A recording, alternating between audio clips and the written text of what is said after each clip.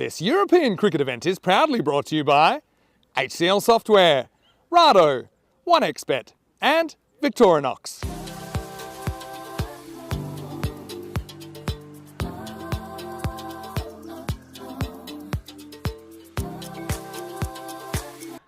Also accused Punjab CC Amadora of having this morning. And there's nothing sluggish about that start, as that Grizzly has been beaten to the boundary. That goes for a huge Maximo. It's only just landed here. Doesn't quite get hold of that one. The fielder out there, and he should have fielded there, Amandeep Singh, but he kind of skids past him. It's one of those ones where it's skipping along that outfield. It's attempt number 2 at his first delivery, and well, it hasn't ended too much better for him, as that one's just knocked around the corner. Better line there from Hassan Khan, but Ashraful just throws his hands at it to the vacant third boundary, and well, still in the power play, so only 2 fielders outside.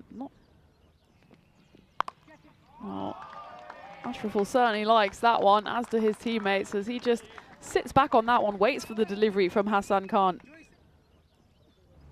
That one's high up in the air. It should be taken by Mian Shahid. It looked like it was threatening our Igloo, but in fact it was more high than long. That is the end of Mohammad Ashraful Rupu. He goes for 14 off 5 deliveries. First wicket for Areras, 30 for 1. Looked good while he was there, Rupu. But he must be more than a fill-in, because he's got his own shirt. After such a long tournament, this one goes all the way to the boundary. As But Bardenhorst is good enough to take on the field and win. He just smokes that one down the ground. Maximal, 6 runs. Sounds a bit German, doesn't he? Well, there's another one. And I've completely lost sight of that one. It's coming towards us, but it went straight over the sight screen. Another 6, back-to-back 6s. He's treating himself to an early present here on this Saturday morning, as that one along the turf this time, and you can see as well.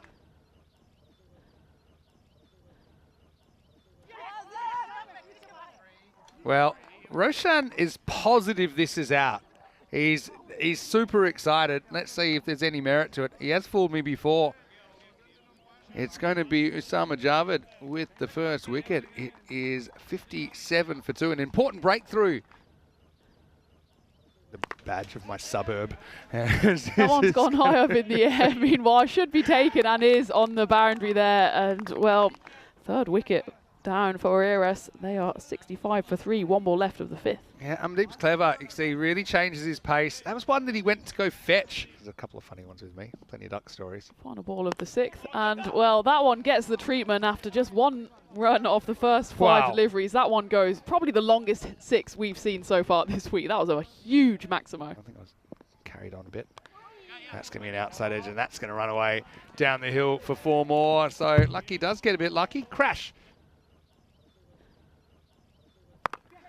That one's been hit firmly, and there is a fielder out there, but he just watches as that Grizzly sails straight over his head. That's just a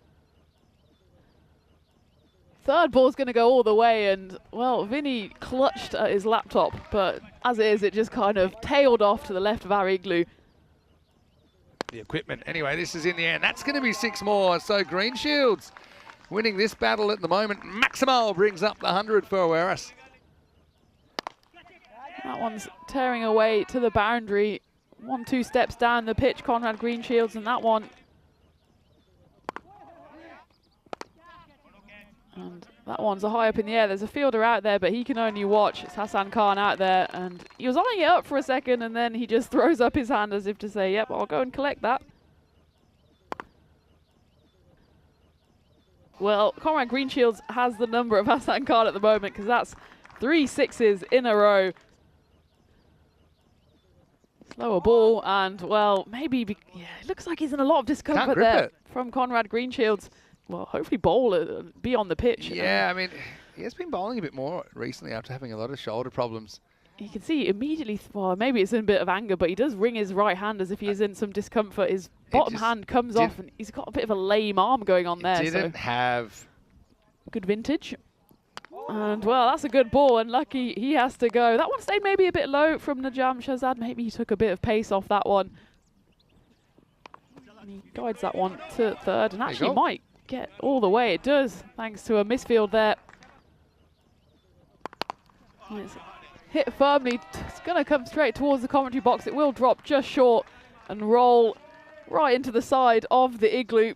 Big 6 from Junaid Khan to finish that over, finish the innings. Awareas finish 137.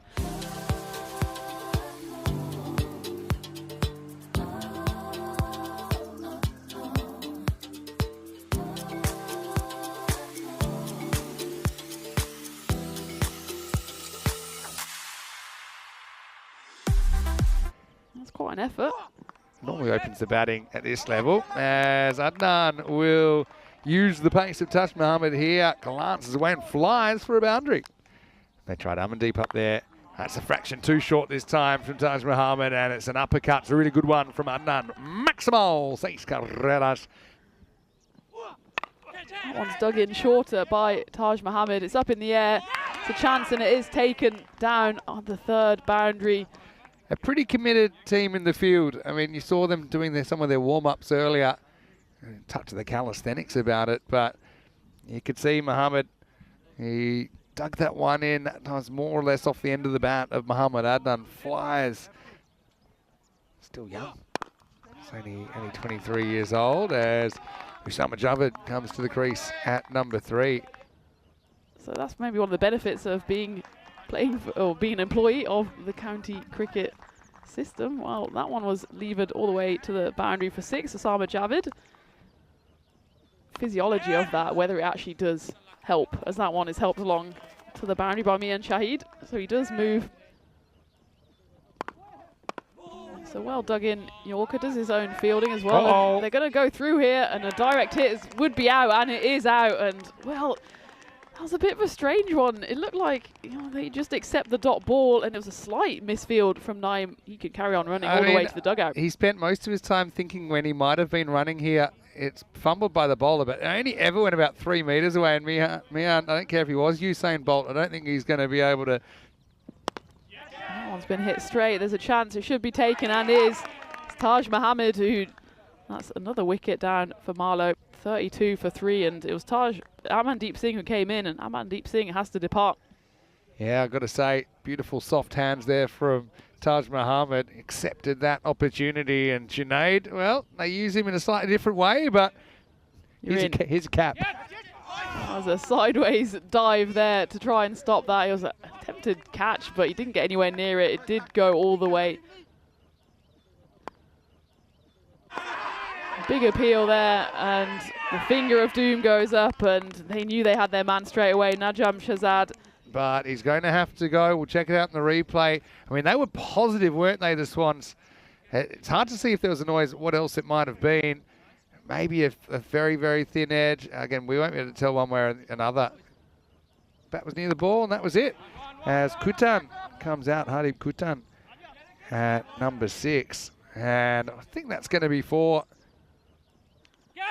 And there's another big celebration appeal here, and this time the batter doesn't stick around at all. The finger goes up. Hardeep Kutan from Junaid Khan. We built him up, and boy, has he delivered. 3 wickets coming off it.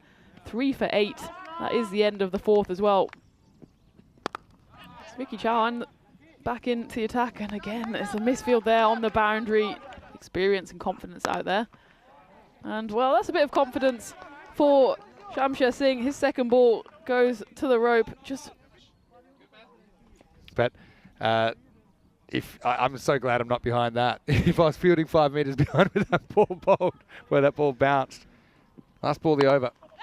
That one's hit high up in the air. There's a chance for the fielder coming in, and it is taken. Lucky, after a few misfields, he makes up for it for 14 off 8. And, well, Marlow in big trouble here. Maybe at this point, you've got to consolidate. Just go. He's on 5 for watch, but he can just watch that one go into the bushes. And Shamsher Singh, that one's been hit even further from Shamsher Singh. Well, they're still in it. They're still alive and kicking here, Marlow. If cricketers listen to the doctor, well, we need to phone the doctor for Shamsher Singh, because his innings is dead. He goes for 17 off 6, and that was still got 3 deliveries left of his second over, and this was a nice ball. Just did Shamsha Singh for length, really. It was just a nice Yorker, wasn't it? Yeah, doctor, give me the news. It's start of the 7th, Junaid Khan. No, it's Lucky who's into the action here, and well, we've seen a lot can happen, and well, a big 6 like that is certainly going to help the cause for Marlow. Hassan Khan, and that one's gone a bit funky. I think he has got something on it, and it's going to go all the way. This time he goes more conventional, straight down the ground, doesn't get hold of it at all. so let's see Phil Werris. So that one's another backsimo that goes all the way, and again, well ball, there's a chance in the covers, and it is taken in the covers there. I'm worried where he's taken this though. Yeah. Is it in the fingers or is it in the worst? That's lucky. He's going to have leather poisoning. He's had so much of the ball. Chip the nail on the way through. There's not too much concern that the finger's pointing the wrong direction. We'll take a look at this on the replay. It was struck firmly into the covers, but right into the midriff of Lucky. That one, oh, it's splattered the stump stand. We're going to have to take a look to see if this is a legitimate delivery. Either way. I mean, it looks like it drops, but does it hit anything? Does it hit the bat?